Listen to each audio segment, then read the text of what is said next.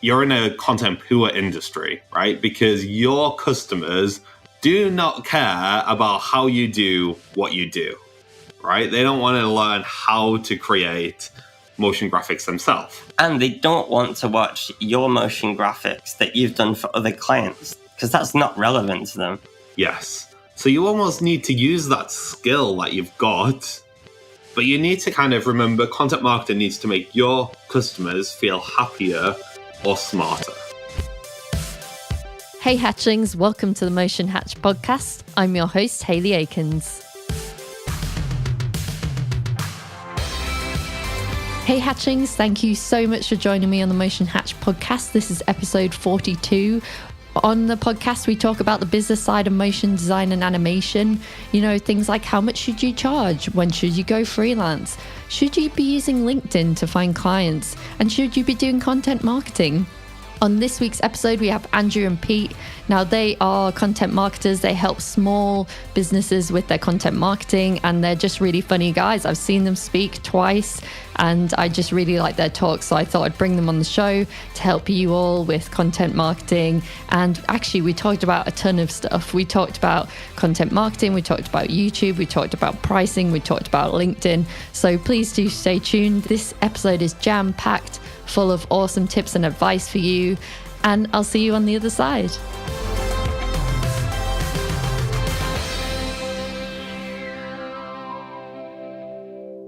Hey, Andrew and Pete, thank you so much for coming on the show.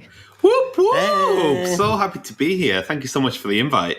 Yeah, so do you want to tell us like a bit about your backgrounds and what you do? Yeah, sure. So we are Andrew and Pete. That's right. There are two of us, two voices. That is Pete speaking. Yeah.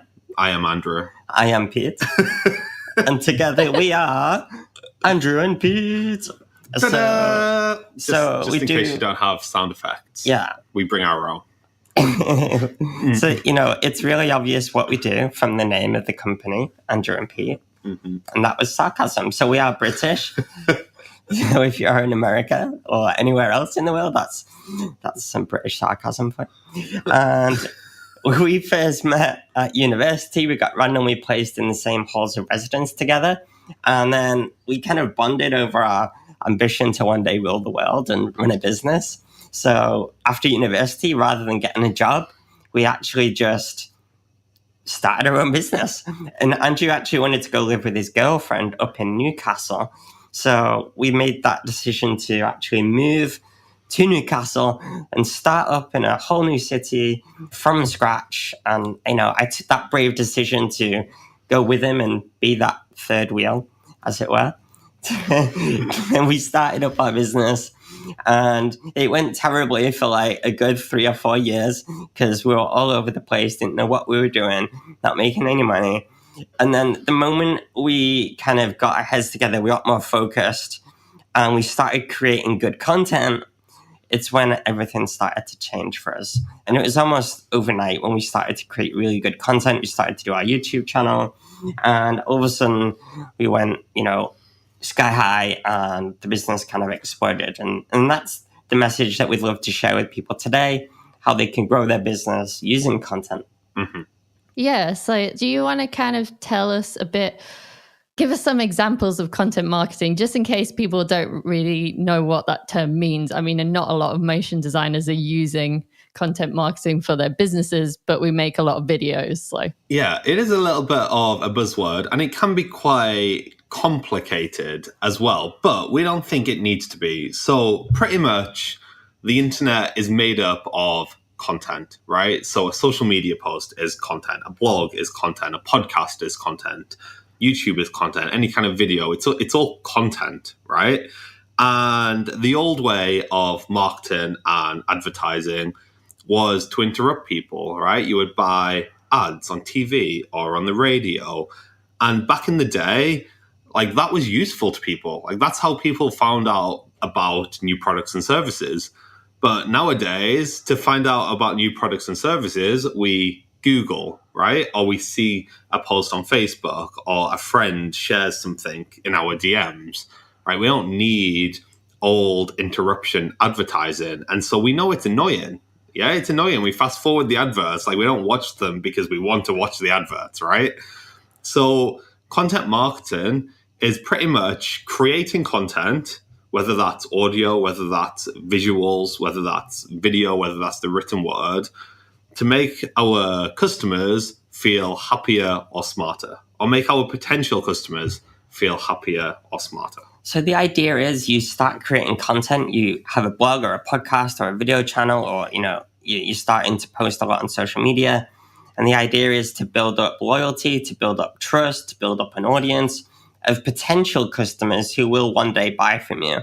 And there's different types of content that you can create to attract people, to draw them in, and then also to convert them into sales. And we find a lot of people try and do both at the same time, or try and only do one, or only do the other type of salesy content, or just the audience stuff. And it doesn't quite work out for them. They either build an audience of people that don't buy from them, or they don't build an audience and they just kind of put people off by selling too much. So it's important to get that balance right. But also, the beauty of content is just the fact that it reduces the need to be a little bit more scrappy to get clients, and having to go to networking events and stuff like that. Like, we haven't been to a networking event for years and years because all of our business just comes from our content. And I think that's kind of not, the dream, air quotes here, for people. Not having to chase customers, they just come to you. And you can charge more for it because you're more in demand. And I think that's the beauty of content. Yeah, I think there's like a lot to dig in there. So basically, as motion designers, what we're mostly doing now is we're creating animations for clients. So I guess we're like creating the content for the clients, for their businesses, if that makes sense. And then we're like putting it on Instagram and stuff like that. And we're getting like a lot of, maybe some people are good at that and they get like a lot of followers from other motion designers and stuff. But I'm just trying to think of like ways, like how can we as motion designers use content marketing in like a different way that's not just showing, oh, look at my really nice animation that I did. And other motion designers are like, yeah, that's really cool. But like, how do we get more like direct clients who maybe they don't know what motion design is or something like that?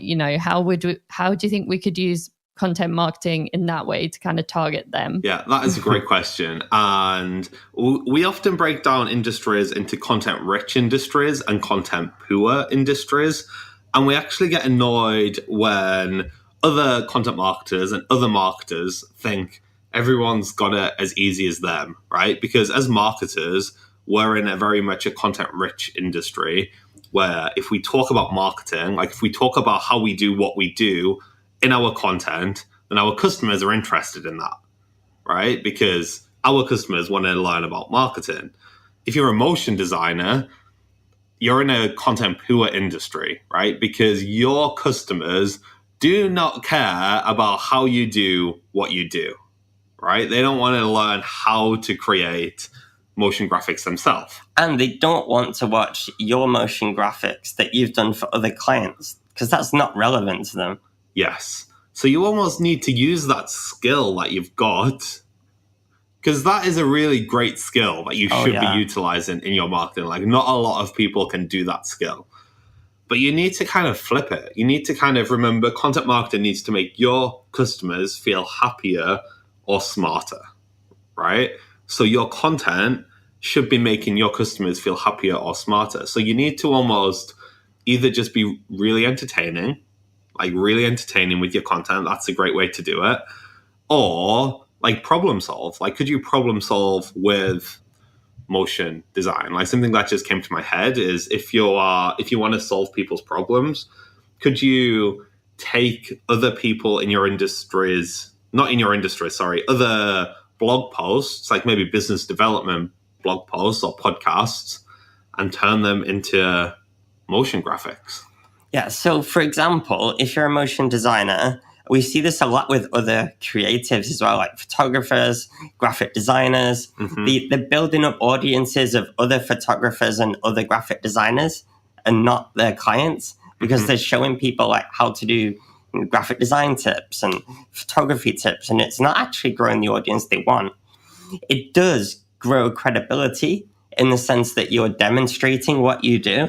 So it's not necessarily a bad thing. And, you can build up a good audience and be like the king of all graphic designers or the king of all motion designers. Right? That could be, a goal you may want, and it does bring credibility. However, and when people check you out, like, they're going to see all this work, and that's fantastic. But if you want an easier life, it would be much better if you create content that actually helps or entertains your potential customers. So you want to find out what their problems are. You want to talk about things that entertain them or that help them in some way. And probably, I don't know, I haven't done that much research into the best motion designers and the content they create, but I'm betting there's someone out there that does a really awesome job of just telling like very simple stories. And I'm pretty sure there's one that does it on YouTube. He creates like one video like a month, and it's just like a 1 minute animation, and he's got like hundreds of thousands of subscribers because it's just like a little entertaining story, and that's all he does. And it's that kind of thing that we need to get a grip of. What content can we create that's going to entertain or help our potential customers? And you guys listening have like the easiest job in the world to stand out with this, because you have such an extraordinary talent that is not accessible to so many people. Yeah. So you need to use that. Yeah, like the problem content-rich industries have is that it's often really saturated. Like there are thousands of marketers talking about marketing, right? I don't think there's that many motion graphics people doing really good content marketing. So the opportunity is there for you to take. Yeah. And I like Andrew's idea before, like if you were to like ask your direct customers like what they like reading, and maybe go take that content and put it in a motion design and tell those people that you're going to do it and tag them in it and so forth.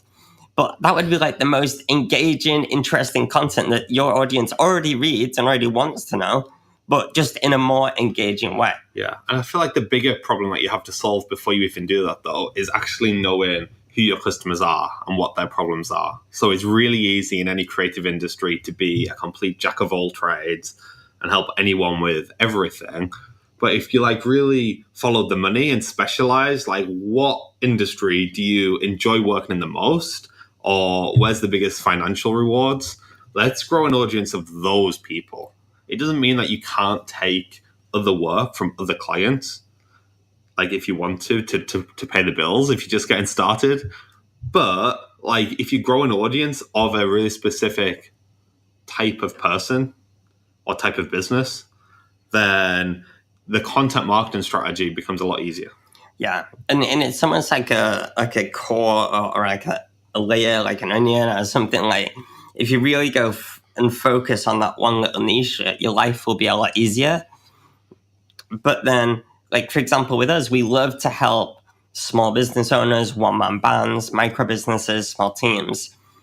But then what we find is, like, big brands come after us as well. Like, big Fortune 500 companies will come and ask us, hey, guys, can you do this? Or can you help us with this? And it's like, well, we're not targeting you at all, but you're still getting that attention. So it doesn't exclude everyone else as much as you maybe think it might do.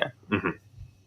Yeah, I think that's the fear in our industry, because a lot of people are quite generalist and they're just working for like advertising agencies and other animation studios. But a lot of people now want to make their own studios and kind of want to get more direct clients. And I feel like not enough people are exploring like, well, okay, you want to get direct clients, but who are they? Like you're saying, it's like, if you don't know who they are, you can't go and ask them questions and say, what are you interested in? What kind of motion designs do you want to see?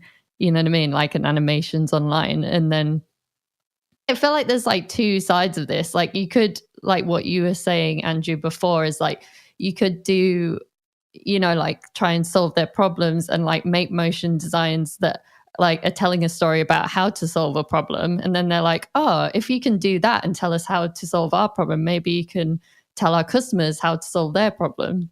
So there's like that way. And then there's also doing like entertaining content on YouTube. I feel like hardly anyone is doing that because they just think, oh, it's so hard. And how would I ever make money doing that?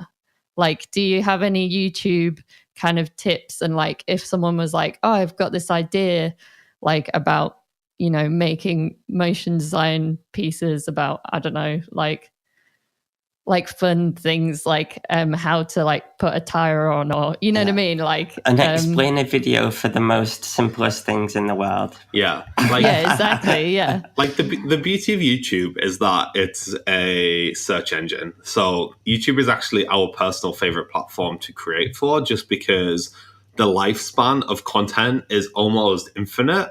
So if you create like a motion design for Instagram or a motion design for Facebook, you're kind of in the algorithm's hands. And I don't know, it could last maybe up to a week if you're lucky, but sometimes they're like flop within a day and you get no more comments. On YouTube, because it's search, like if you optimize your video for, I don't know, how to put on a tire, to use your example, you can get views like literally every single day for years.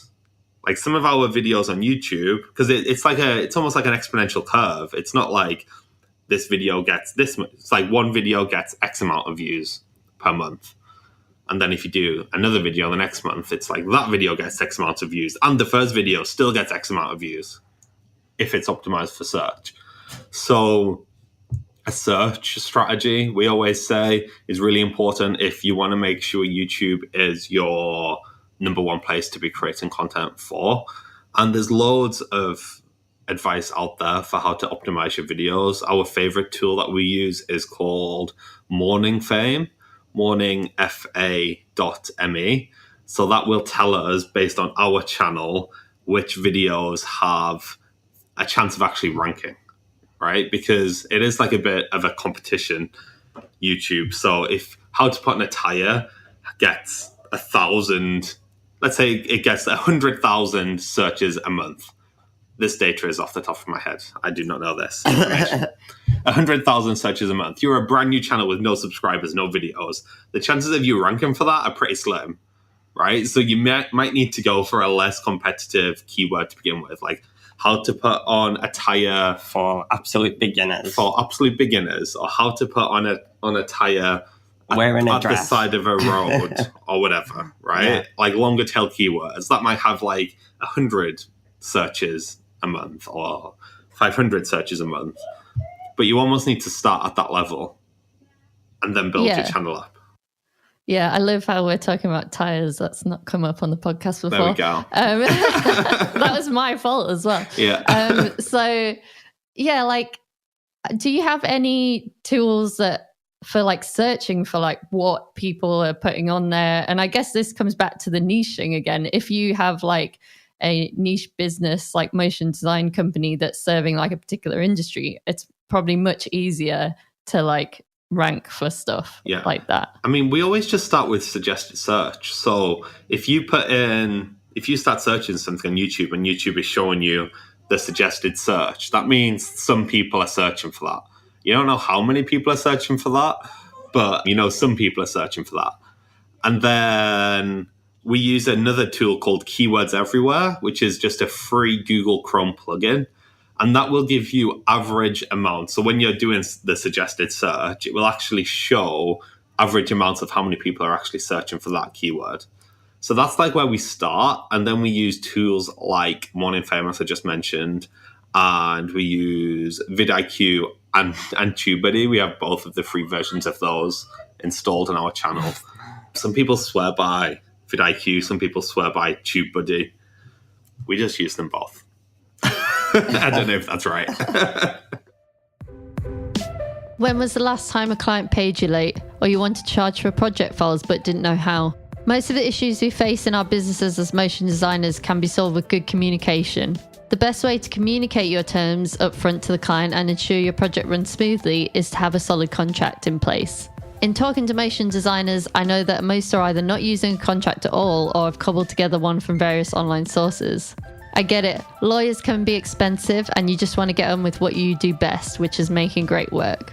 That's exactly why I created the Freelance Contract Bundle. Designed in collaboration with lawyers from both the UK and the US, the Freelance Contract Bundle is a set of downloadable contract templates made specially for motion designers and animators. It includes a commission contract and a freelance terms of service contract, helping you create smoother relationships both direct to client and also while working with agencies and studios. To find out how the freelance contract bundle can help protect your business, your work, and ensure your projects run smoothly, go to motionhatch.com/contract. Now let's get back to the episode.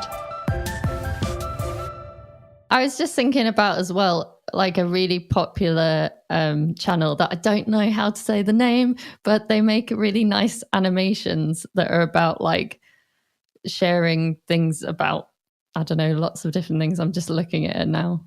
About sharing, they make animation videos that share things about knowledge. In a Nutshell is their old name, I think, but it's called like yeah, I don't know. Hey, so I just wanted to pop it in here because I was like, whoa, Hayley, you're embarrassing yourself in this section, because I didn't know what this channel was called. I didn't know how many subscribers they had. I basically didn't know what I was talking about. So what channel I was speaking about was Kurzgesagt in a Nutshell. But they have 8.7 million subscribers. So you should definitely check this channel out. They make great animations explaining the universe and things in it, basically. So I just wanted to pop in here to say that. Like, there is a difference as well when it comes to YouTube. So some people are doing YouTube as like YouTube is the business, right? So they're going to grow that audience and then they're going to make money through ad revenue.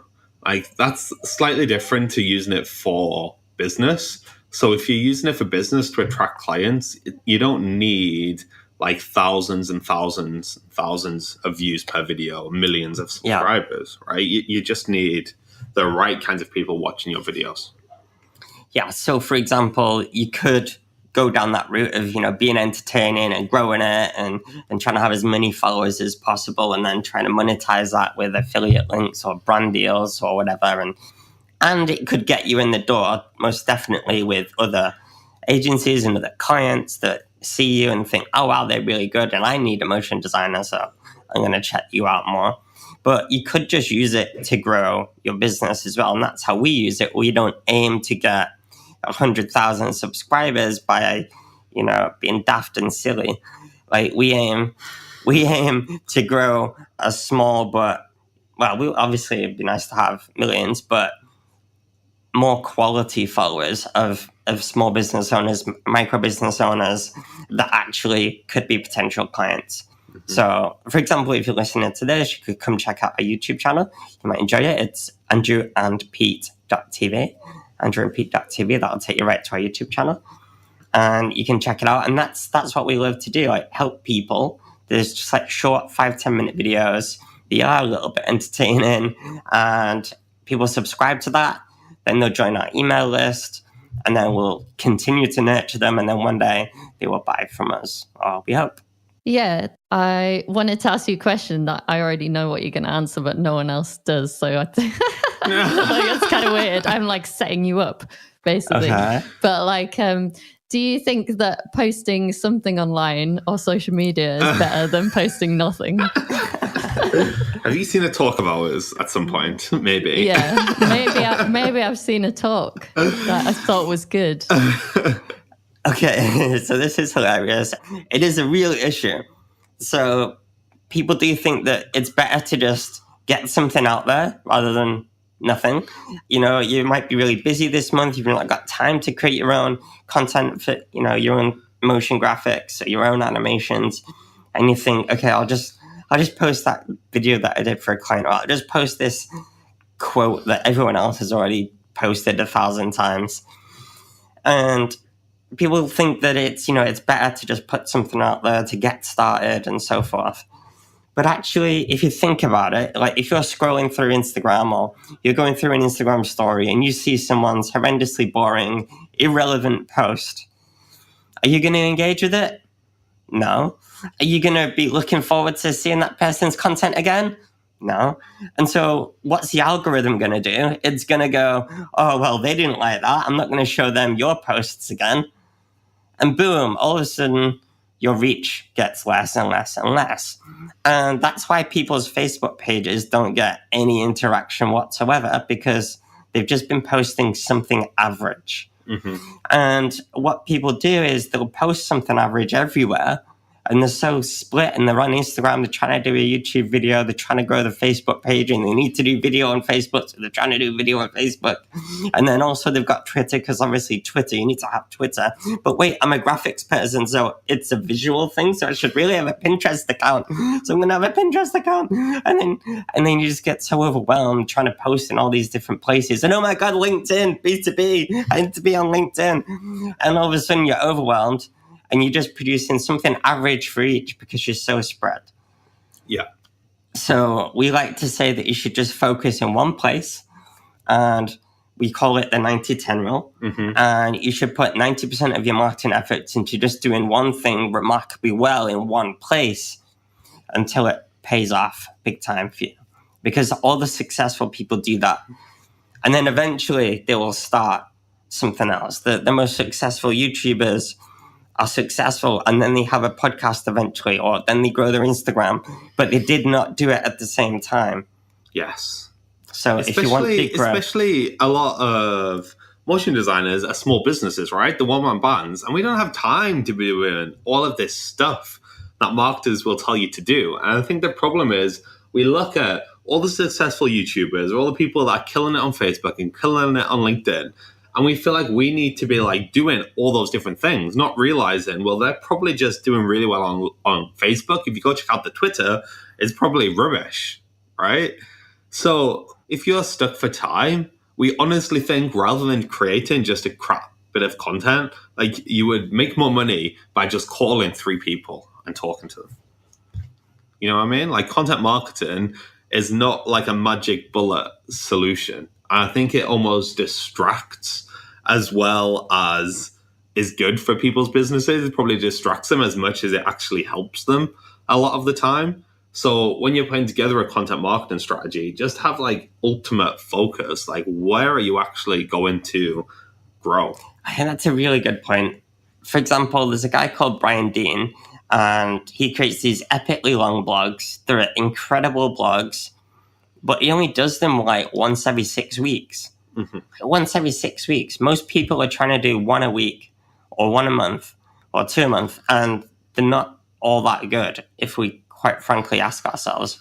So I would rather you do a awesome, emotional, actionable, whatever, entertaining animation once a month than 4 average ones once a week.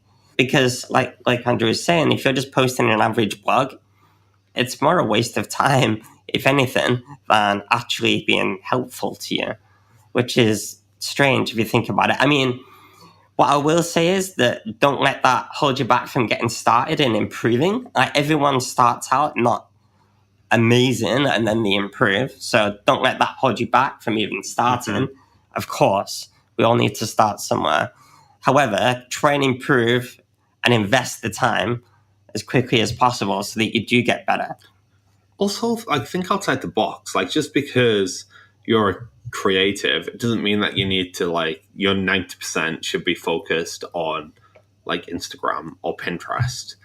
Like, can you imagine if you were growing a personal brand on LinkedIn and you were doing it by creating these epic animated videos? Like, no one does that on LinkedIn.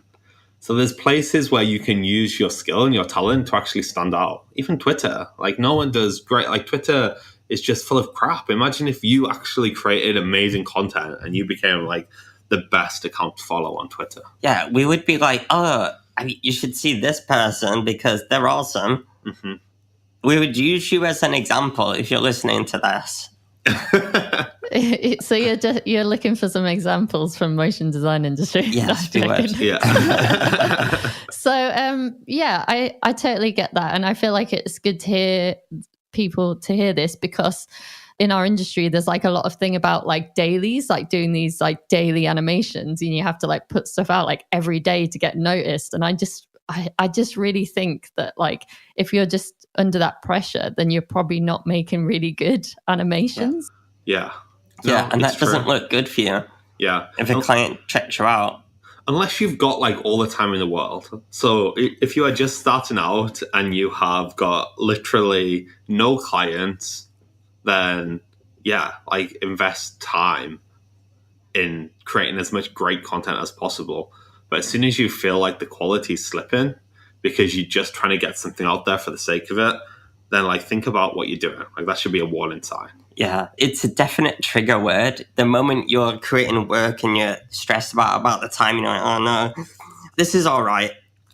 I'll just put it out there. If you hear the word "it's okay" or "it's all right" or That'll do. I just got something up there today, or that'll do. They're all key trigger words for it's not good enough. If it's not your best, if you're not proud of it, you're not gonna want to promote it as much as you should. And people aren't going to see it and go, I need to hire them because that was average. Yeah. And I liked that you were saying about like building a personal brand on LinkedIn and stuff. We've talked about LinkedIn on this podcast before because I feel like it is an unutilized area for motion designers because obviously it's like business to business. Yeah. Mm-hmm. And a lot of people are like, I want direct clients, but then no one's really doing like any content marketing on there or anything. I know that you've got some tips around LinkedIn. I think you did one video recently talking about like using the LinkedIn video thing. Do you just want to tell us a bit about that? Yeah, so we've got a whole series of videos on LinkedIn about LinkedIn on our YouTube channel, including like an ultimate all-in-one strategy, and then also some like post ideas and ways to increase your following and retention and stuff like that. So right now, LinkedIn is having a bit of a renaissance, and its algorithm updates have vastly improved the platform, and the design's got a bit better in the functionality. And all of a sudden, people are starting to shift their attention there because it's a lot less busy than Facebook and Instagram. And so you can start to get a lot more traction, which is amazing. So the biggest thing on there right now is video. It's really easy to stand out on LinkedIn with good video. Not boring video, but good video. Mm-hmm. And animations, stop motion graphics, anything like that would go down such a storm on there if you did it really well. Yeah. Yeah, and we have like another podcast. I talked to Maya Perkins. She's like doing really well on LinkedIn and getting direct clients because she posts a lot of her like behind the scenes of like how she makes stuff and some of her final animations and stuff like that. And I always see that it's just got like so many like likes and loads of people have viewed it. And even me posting like this podcast, it gets so much more than like if I post on my Facebook business page, it's just like nothing. Whereas if I post on LinkedIn, people are actually seeing it, you know? Yeah. I feel like there's another part of the puzzle as well with content marketing as well. So we've talked a lot about audience building content. The other part of content marketing is the sales content, right? So answering all the questions like how much does a motion graphic designer cost? Or how long is the project going to be? Or even just when people are actually in your sales pipeline, how are you using content or your skill to like convert them into clients? So actually we have a seasonal podcast as well. And our podcast editor, we didn't know this guy before we hired him, but he got our attention because he actually created us like a mini podcast out of our YouTube channels. Content, audio, right? And he sent it to us. It was like, guys, you need a podcast. Like, this is what it could sound like. And we're like, oh, that's really cool, right? And then he actually sent us a proposal as a podcast. That's amazing. Yeah, that's so good. So imagine like if you have people on the fence, imagine if your proposals were actually animations, like animated proposals. Yeah, that takes a lot. That's going to take a long time, but if it's worth it, if you have like a big client in mind that you really want, that you can actually get in touch with, I could see that would work. Or like templates. Yeah, like if you had a template proposal and you just change the price and then the rest was kind of similar. Yeah. That makes sense. So like, yeah, so we want to do this for you. It costs this much. And it can be like, that's another thing about why the niching is good, you know, because then it would make more sense because then you wouldn't have to change as much stuff if it's for like a certain type of client. Yeah. Yes, exactly. So I think those are really great ways to stand out. The moment we heard that podcast, like, this is what you could sound like on a podcast. Da, da, da, da, da, da, da, da. It's the Andrew and Pete show. It's like, oh my God, we can visualize it. Well, imagine it even. And it was like no brainer. Like, let's hire this guy. That's great. So that's really cool. And there's lots of things you can do in your industry to stand out and make a really big impact that way too. Mm-hmm. One more thing that I wanted to ask you about was you had a video about a pricing quiz, and we have a lot of problems with pricing in our industry, and about, are you charging enough? Do you want to give us a quick rundown of how we figure out whether we're charging enough or not? I'm trying to remember what exactly was in that quiz. You should definitely go check out this video in case we don't remember all the points. It's on our YouTube channel. But like, pretty much, this is another big bugbear of us. Like, small businesses are not charging enough. So like in that video, we like ran down, I think it was like 5 or 6 different ways that you could tell if you are charging enough or not. So one thing that we did when we started, and even like now to a degree, is that our price just never stops going up, right? So you are getting better and better and better at what you do. So your price should always go up. So when we started, we actually did a lot of graphic design to like just get started before we talked about marketing and content. And every single client that we got, the price went up for the next one. Yeah, so we used to do logo design. Our logos used to start, I think they're like 50 quid. And then it was 100 quid, then 150 quid, then 500 quid. And I think we got up to like £1,500 for a logo by the end of it. So if you haven't put your prices up in the past like 6 months, then chances are you're not charging enough. If you're not profitable, then you're probably not charging enough. Like, work out what your hourly rate actually is.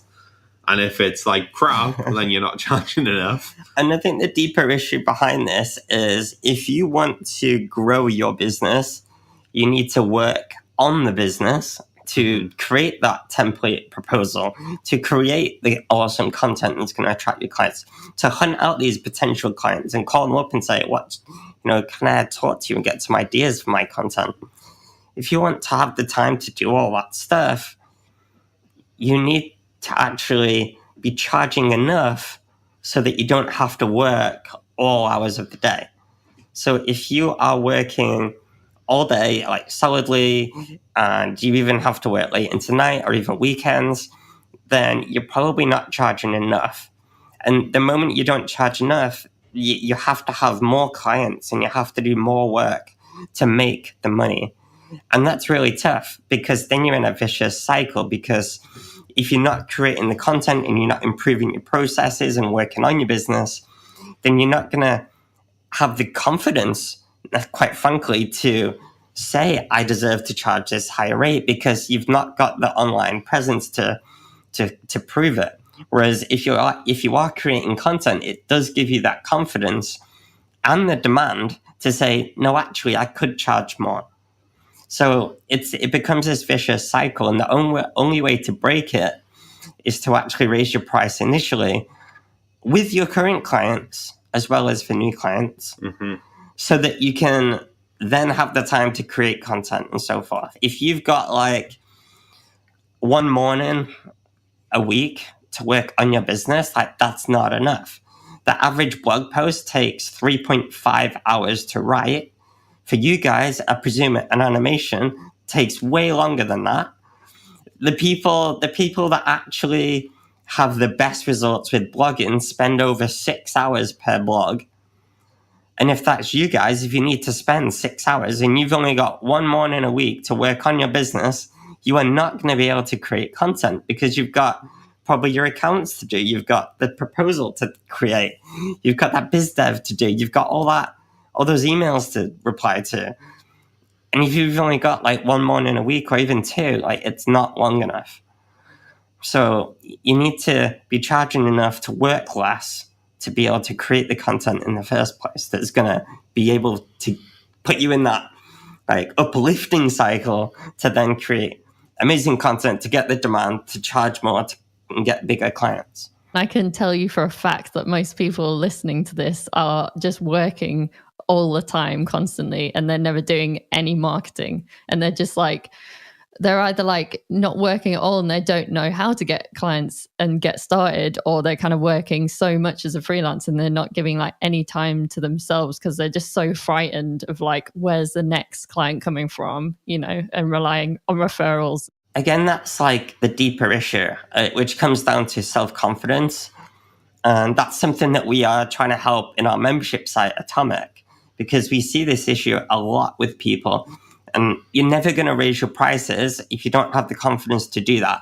Mm-hmm. Like if you're sat listening to this podcast and thinking, I probably can't charge any more than what I do, I'm already at quite a premium rate. Or if you're thinking, okay, can you actually imagine just picking up the phone right now, calling a client? Just imagine this, you're listening, right? Imagine this right now. Call a client and say, hey, so I'm actually going to be raising the prices and it's going to be this much. It's actually double the price. How cringeworthy and awkward does that feel right now? Are you like churning inside thinking about that? You probably are. And we see so many people struggle with that. And again, if you can't do those things, and it's not just pricing, it's things like niching, it's things like directly contacting people and doing that research or doing like whatever. All these things are very scary. And that's like one of the things we aim to tackle in our membership site first before we go into any like content, because it's often the underlying issue as to why they're not creating the content and not growing the business in the first place. Yeah, that makes loads of sense.